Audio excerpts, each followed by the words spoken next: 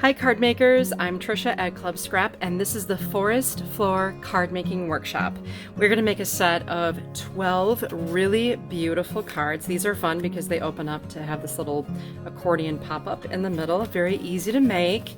And then next we're going to make 4 A6 sized cards. Of course, all of them come with a greeting on the outside and inside both, and we try to keep them quite neutral. And then another 4 A7 cards, so a total of 12 really beautiful cards. And what's fun about this is that you can take what you learned in this workshop and apply it to all of your future card making. So I hope you learned a lot of fun things today, and let's get started by setting aside all the goodies that came right in the box. And I've got a printed copy of my instructions. A lot of our members here at Club Scrap don't print the instructions. They simply use a tablet or other computer device so that they can just save the paper for the scrapbooks. All right, so one of the first things we do after making sure we have a 12-inch guillotine style trimmer, and I'm also using an accordion pocket file.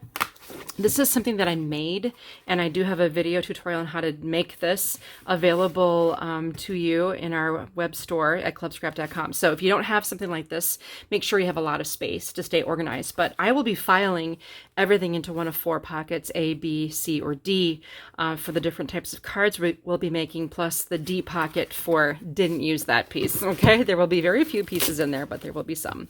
Okay, so the first things first, let's get our paper sorted out into the order in which we'll be trimming it.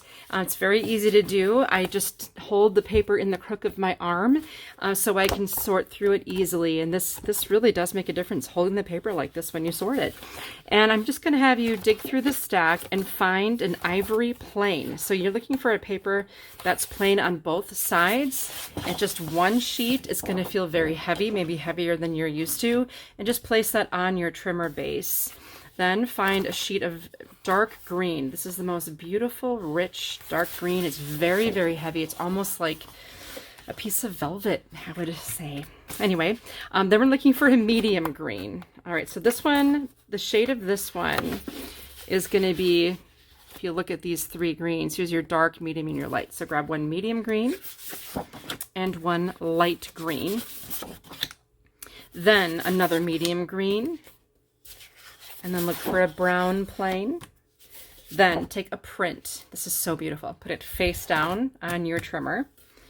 Then find a light green, the other print, the other dark green, and then you should have 2 sheets left of cut-aparts. So we have one that has the word "totally awesome" on it. We'll put that face down, and then finally the last piece in the set. Flip everything back over to the top, and you'll be faced with an ivory plain paper. This method of sorting the papers before trimming really helps us avoid errors and just gives us our cue as to what's coming next. So I'm going to take this piece of ivory paper and hold it by an edge, the middle of the edge, and study the behavior of the paper to find its grain direction. So right now I can like wiggle it and study how it acts, and then rotate one turn, and now I see this paper is very flexible.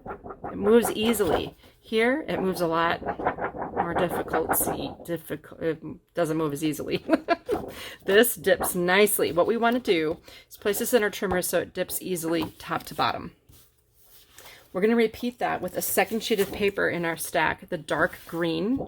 And if you don't feel comfortable trimming 2 sheets of paper at a time, don't worry. Just trim one piece and then repeat the process with the second piece. So this is my flexible side, and I want that dipping top to bottom in my trimmer.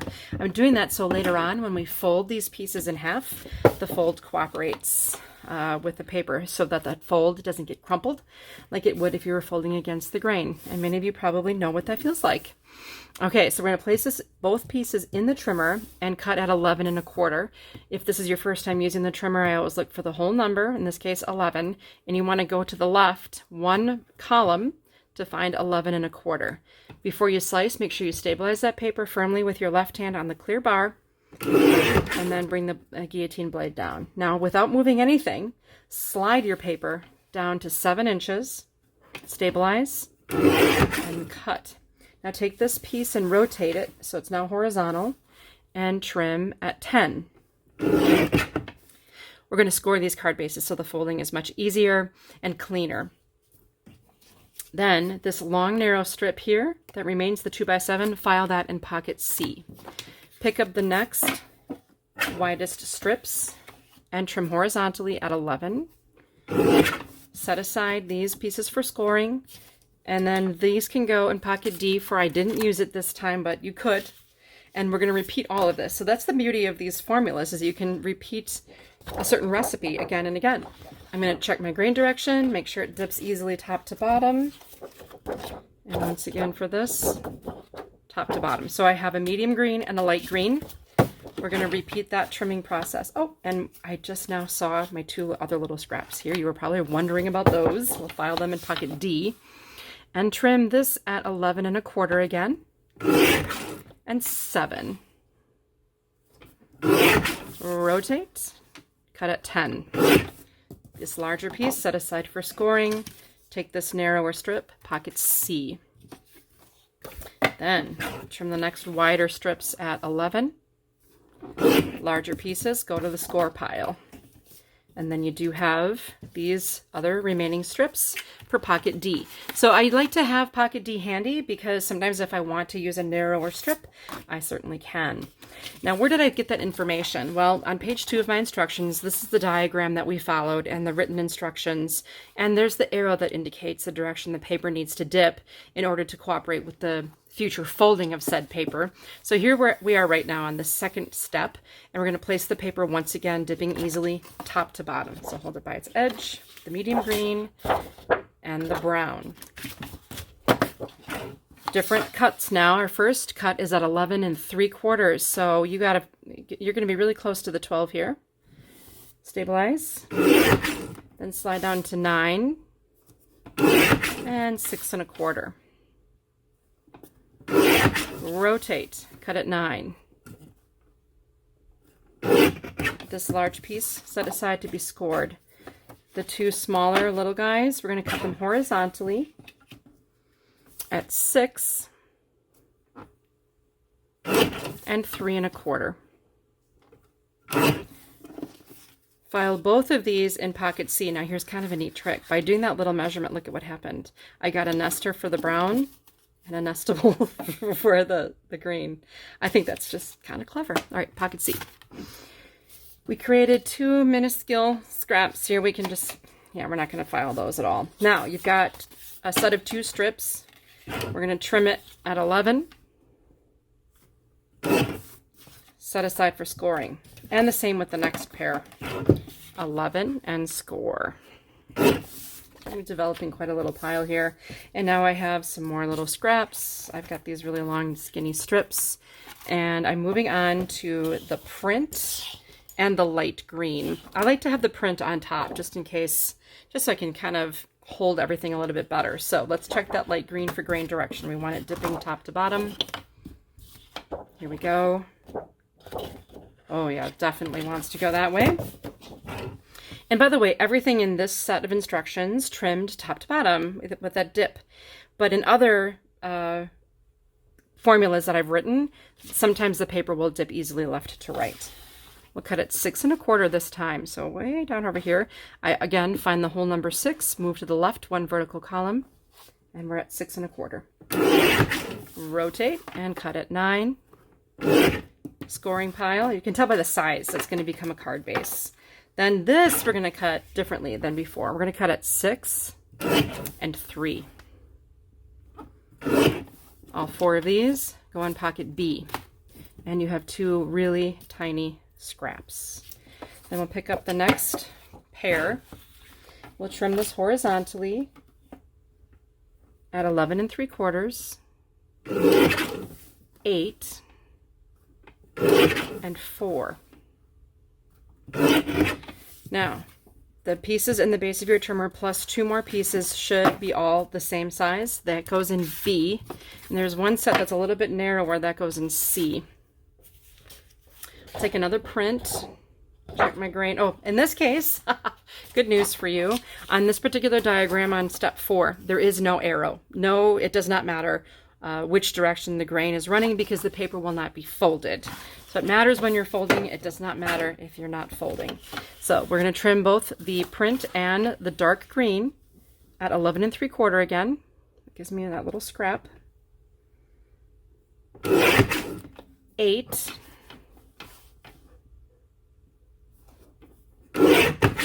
And 4. Rotate that 4-inch strip, and we're going to cut horizontally at 6. Stack up the 4 pieces that are the same size, and you'll file those in pocket C. Next, the next 2 strips we're going to cut differently. So that's 10 1/2 and 5 1/4.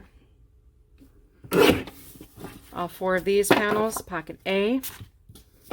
These little guys, pocket B. Then one more strip here, pair of strips. We'll cut at 11 and 5 1/2. These panels, pocket B. This guy is a scrap, and these long skinny strips are scraps. The next thing I want you to find is this totally awesome graphic that's on the sheet of cut-aparts, and if you study the sheet carefully, you will perhaps, if you can see in good lighting, you'll find these little registration marks. You can see them maybe on the edge. They're very subtle and intentionally so, and that's your cutting guide for these cut-aparts. So I don't have specific trimming measurements down to the inch for you for these, but I will give those measurements to you as we work together. Let's place this into the trimmer so that Totally Awesome is in the upper left corner, and we're going to cut it around 10 inches. Now I can always see where those registration marks align with the outer edge of the stainless steel blade on my trimmer, so that's another verification of the measurement if you don't have me showing you the way. Then we're going to slide down to around 7 1/2, and I say around because you want to default to the mark, and 5. Let's rotate and cut at 9 1/4 and 6 and 3.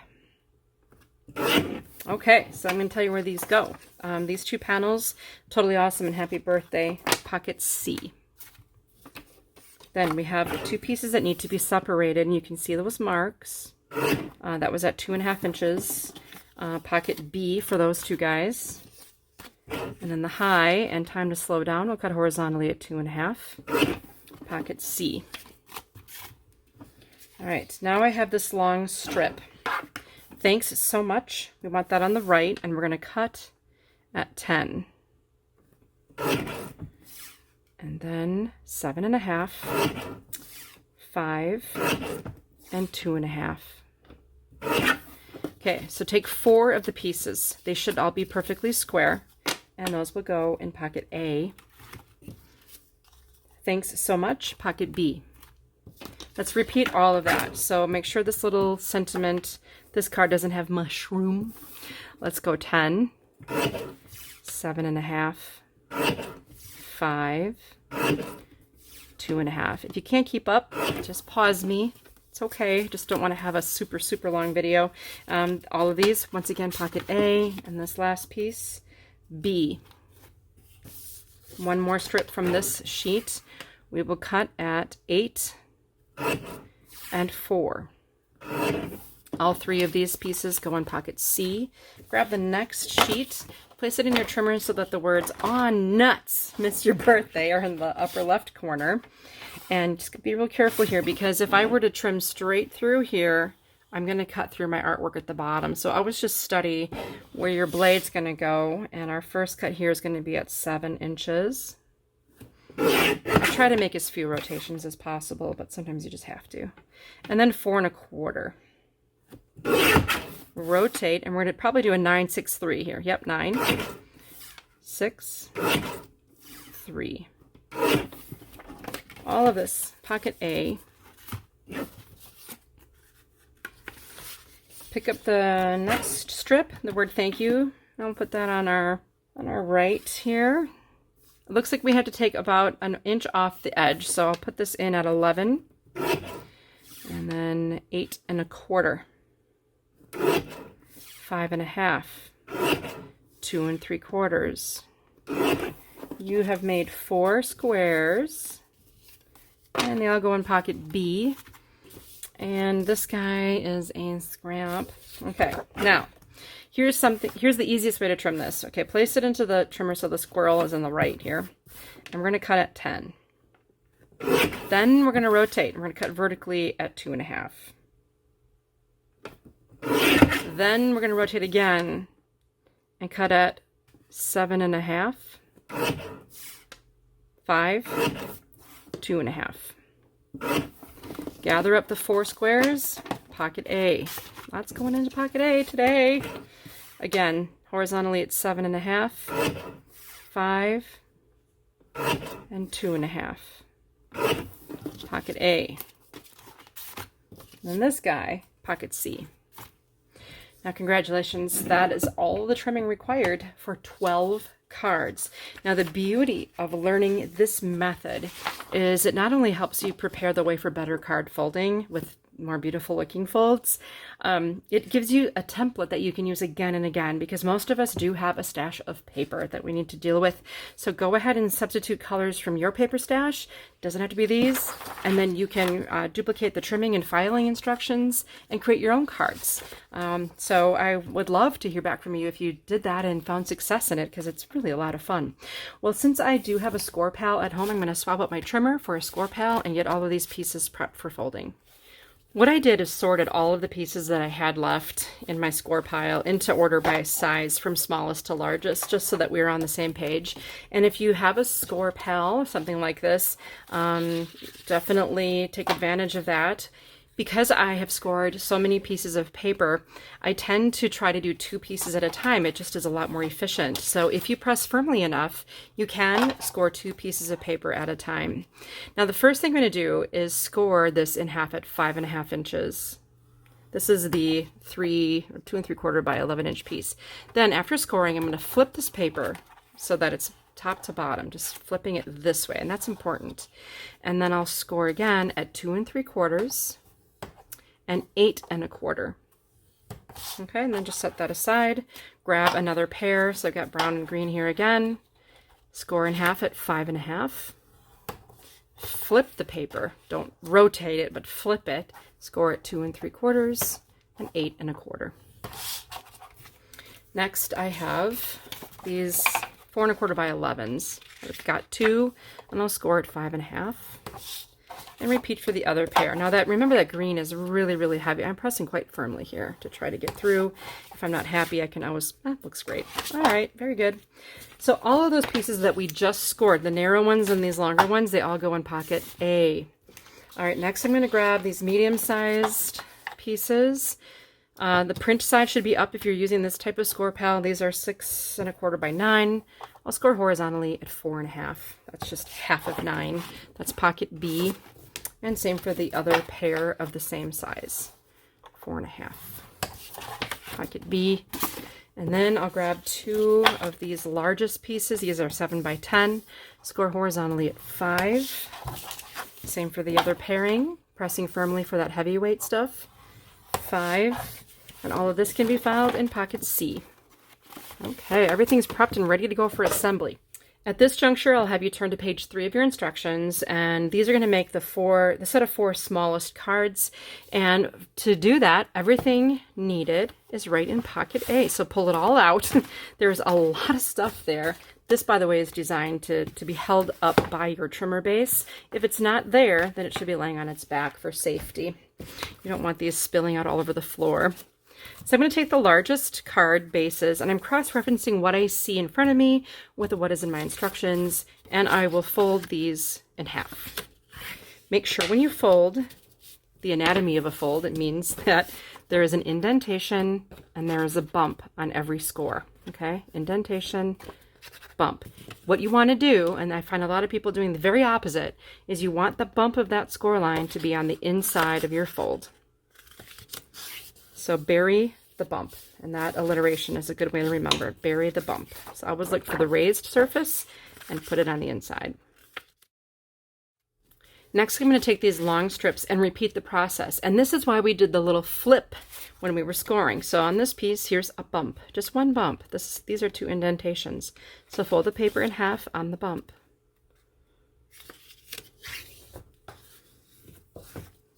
Next, I feel a bump here and I want to bury it. So if I bring the free edge of this piece up to the initial mountain fold that I made, that buries the bump, and the same on the other side. And now I've made a perfect accordion. Repeat that for the remaining 3 pieces, always burying the bump.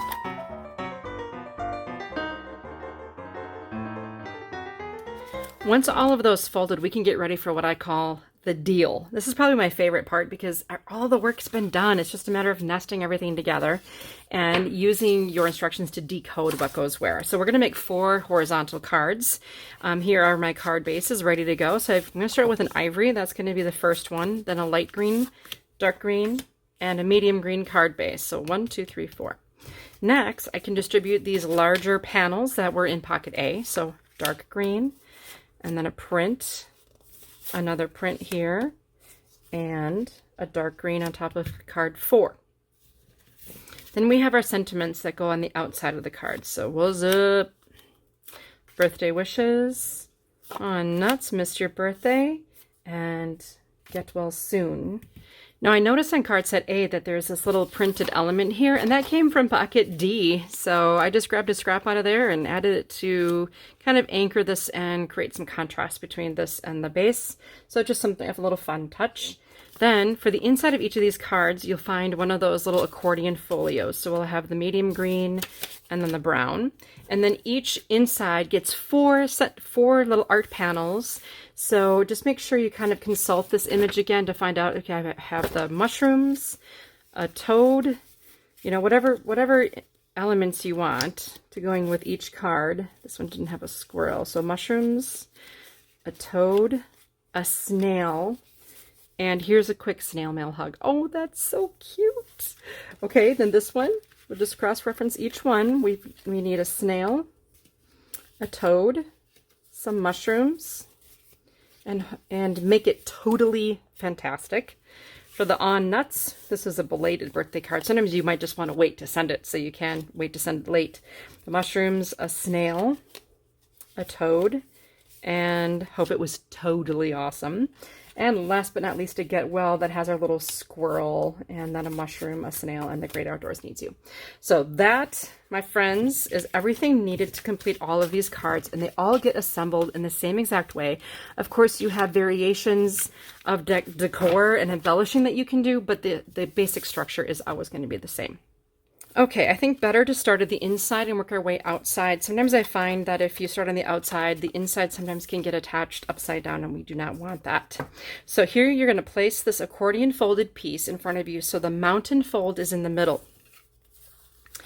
And we're going to take those 4 sentiments and we'll just place them in a row, plain side up, because it's efficient to use our adhesive all at the same time. I'll just give each one of these a little splash of adhesive.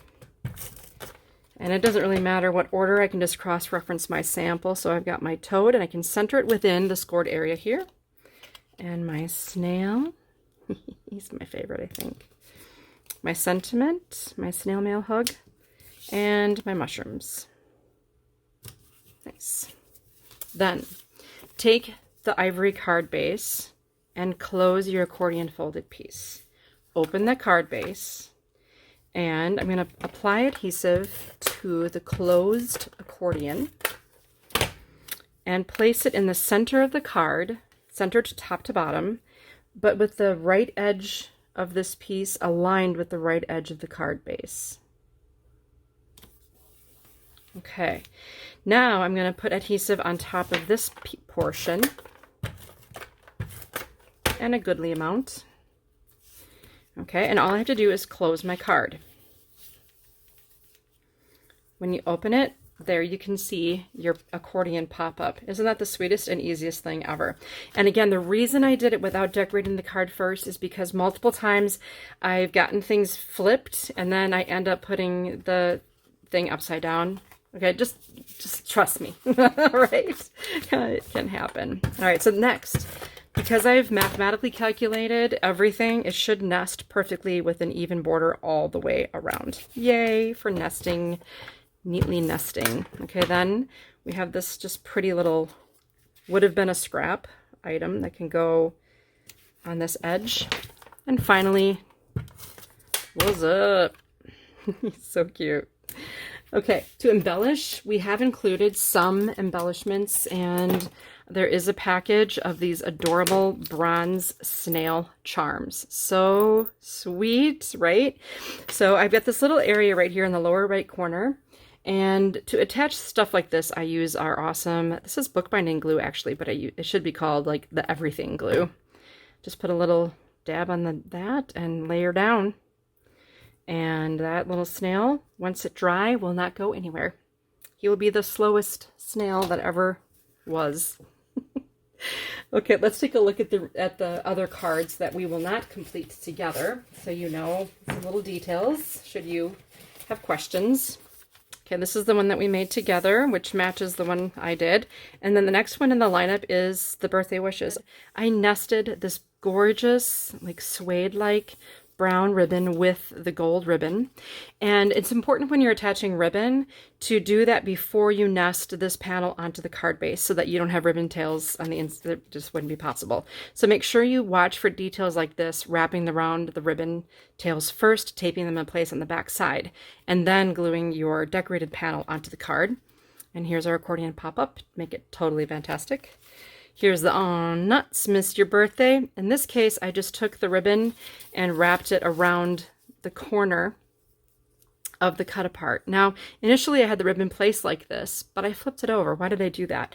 Well, a ribbon, like paper, has grain as well. So you will always, like the ribbon doesn't really want to wrap, but this way it does. You see how it droops down that way, but this way it kind of curls up a little bit. So when you're working with ribbon, keep in mind to follow the grain direction.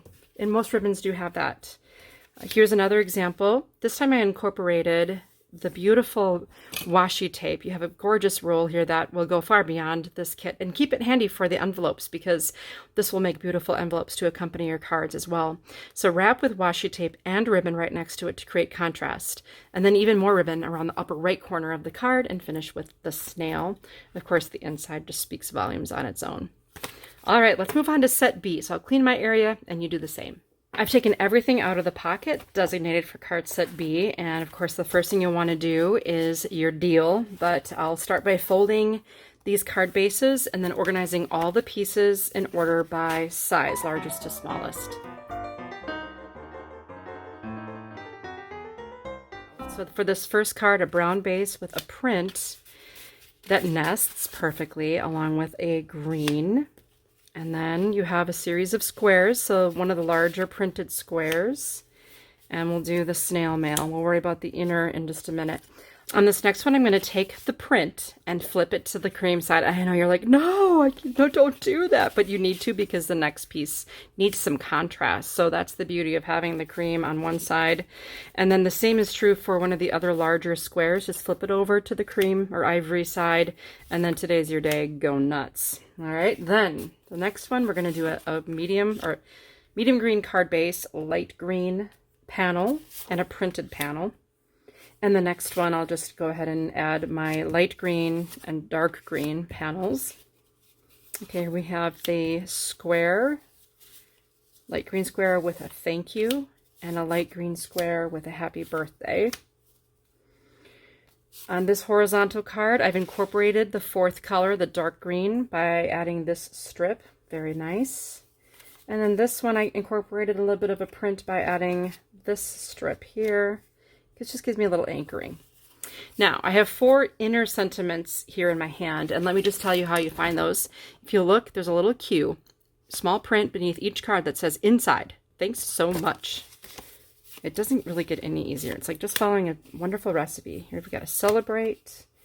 Here we have this card, and then, sorry, this card doesn't have mushroom for cash. I don't normally send cash in my cards anyway, so just in case you were hoping. Okay, so here we have our basic assembly. This is a wonderful, just basic layering technique. Watch for order of assembly. If I add, if I add ribbon that wraps, just make sure you wrap that ribbon before you layer your panel onto the card base, or you'll find yourself undoing. Then our dark green panel. So pretty. This printed panel. I'm eyeballing for the center, but many times I use a ruler. And that right on top there, that's very sweet. Now, we have these wonderful bronze embellishments here, these bronze leaves. And if you want, again, you take the bookbinding glue and you pour it out of the large bottle into a small applicator like this, which you can find at Club Scrap. And I'm going to attach this kind of at an angle onto this card, let that dry a minute. And I'm going to make a simple bow, checking my ribbon for grain, and there it is. I'm going to make 2 bunny ears with that ribbon. Crisscross the ears.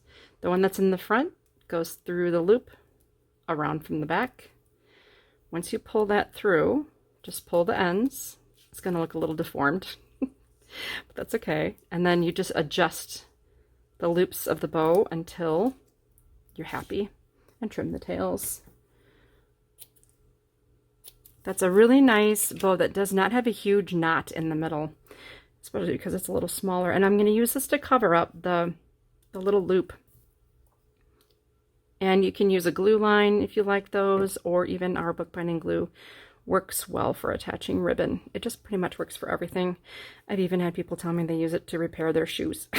So I've been carrying this for around 20 years here at Club Scrap, and there's a reason for that. It's one of our most popular, most loved items. Then, of course, we have the thanks so much for the inside. If you don't happen to have, say, a white pigment pen, you could put a liner or something in this, but because the card base is a little on the dark side. Nice. Mr. Snail Mail. All right, the rest of the cards go together in similar fashion. Let's review those. Our other vertical, well, there's the snail mail we made together. Go Nuts, It's Your Birthday. Same exact assembly. Nothing different there. Then for the horizontal, I wrapped those paper strips I added with some ribbon. It really changes the whole look of the card, and tucked this bronze piece behind the nested cut apart on the front. Then on this card, I moved my anchoring strip to the right side and had the leaf coming out this way as well, and I added washi tape to the strip. And of course, there's your sentiment inside. Well, what a fun, easy set. Let's move on to what's in pocket C. Well, this is what came out of the pocket. Obviously, there's some panels that kind of automatically got sorted by size. I'll take the largest obvious card bases. And remember, what's our acronym that we learned, or our alliteration was to bury the bump. So I always watch for the bump and put it on the inside of the fold. I'll arrange these in order. It looks like dark green, and then a medium green, and ivory, and a light green. This one's going to be vertical. Okay. Now, I have these other larger panels here. Let's see if we can get these sorted. Looks like this one gets a print, and then a light green anchoring strip. I like that. This one gets a larger dark green panel, followed by a smaller light green. So we have all the greens featured here, and why not also feature the ivory? It's going to go like this order here. Nice. This next one will anchor with a light green strip, followed by a larger dark green mat, and then a smaller print. Lots of math involved here. If you didn't recognize it till now, you've got to be like, oh man, it saves me so much, because a lot of times we're trying to figure out what size something should be and we just don't know. So I've taken all the guesswork out of it. Okay, now the fun part. Remember when we made that cool nesting? We had the green and the brown that nest together. That will sit on top of there with our little guy that says hi, the little ribbit guy. Okay, then for this happy birthday, just as standalone there. Here we've got another nested, so brown, green, and then the toad, or the snail. Time to slow down. Isn't that always the truth? Here we have a totally awesome 4 pieces left. These are the inside greetings for these. So you're just the best. Totally thinking of you. We really capitalized on the pun. I mean, you can only use it so often, right? Enjoy your day and go a little wild today. Okay, so as usual, I'm going to stash the last 3. We'll make the first one together. Assembly is all very similar, and you are very capable of using your adhesive to do that final push to the end now that you know what goes where. So it's just a matter of centering. And speaking of, I'm going to give you a little trick for centering with this particular card set. It's the perfect time. Now we have a series of rulers here at Club Scrap. I'm just going to grab my 3x14. It's one of my favorites. And I want to center this on my card base without having it running downhill like I so often do. And this ruler, on one end, it reads 0 to 14, the other 7007. So right now, here is the 0 of my ruler, and my reading on each side, if I were to measure this, is 3.5 inches. So if I want to have this level, first I begin by making sure my ruler is a level with the card, and I'm a 1/2 inch above the bottom edge of my card with my ruler. Now every cube on the ruler represents 1/8 of an inch. 4 cubes, 1, 2, 3, 4, is a 1/2 inch. I'm also centered, so my reading with the panel here is 3 and 3. And now I know my panel is centered on my card base, but I have to adhere it there. So I'll leave the ruler where it was. I'm going to add adhesive to the panel. Push down on the ruler firmly. Then take the panel, put it right back where you know it's supposed to be, centered. Rest the panel against the ruler's edge and drop it. Okay, so now I know it's centered and level because I do struggle with that. Next, we're going to take some of this washi tape. I'll stretch it across the bottom edge of this light green strip and bring the ends around to the back. Again, its order of assembly does matter. Okay, so I'm going to put some adhesive on this and use my ruler again. I'll bring it up a little bit, so I'm going to be about a quarter of an inch up from my panel. And once again, I'll rest it along the edge. Oh, before I do that, add some ribbon. I forgot the ribbon. Let's stretch this across, trim it just a little bit wider. This is how I adhere my ribbon. Just grab some tape. Not stuck to the ruler. You're shaking your head going, Tricia, come on. Bring the ends around to the back. Normally you wouldn't have adhesive there, but now you do. And just don't go super, super tight on this because I'm going to show you a trick, a ribbon trick. I'll go back and just add adhesive just in case. Okay, back to my ruler. Just pretend all that never happened. I'm going to go 1/4 inch up from the bottom of my mat, rest against the edge, and drop it down. So again, I avoid the downhill thing, which I'm notorious for the downhill thing.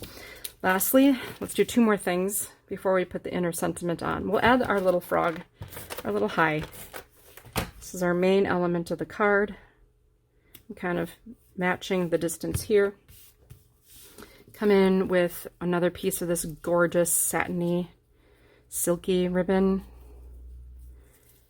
and add a knot to the existing stretched ribbon. Just add a little, trim the tails. It looks like you wrapped it all the way around and tied a knot, but in this case you used much less ribbon and with much less angst. Okay, so this was a prototype of the original card. We'll set that aside. The others, again, very simple. Here's our corner wrapping. I just think, you know, it adds so much with really not adding a lot of bulky dimension. It always makes me a little nervous to put postage on cards that are really bulky. Here we have our sweet little snail, and I have attached him with some foam mounting circles that we have, and I really like those for this purpose. Again, the ribbon's wrapped, and here we have some washi tape around the strip with the Totally Awesome, and of course an inner sentiment for each card. If you want to keep the cards more neutral, I might suggest just leafing the sentiment into the middle. You could leave it unattached so that the card occasion can be made to be more flexible as well. Well, there you have 12 gorgeous forest floor cards. Of course, we've also included the envelopes as we do with every monthly card kit. So if you enjoyed this whole process and would like to continue to learn with us at Club Scrap, please consider the very reasonably priced at $21.95 card kit club membership. We have no minimum month requirement to be a member. It's my job to earn your loyalty, and I'd like to do that, and I would just ask for the opportunity to do that.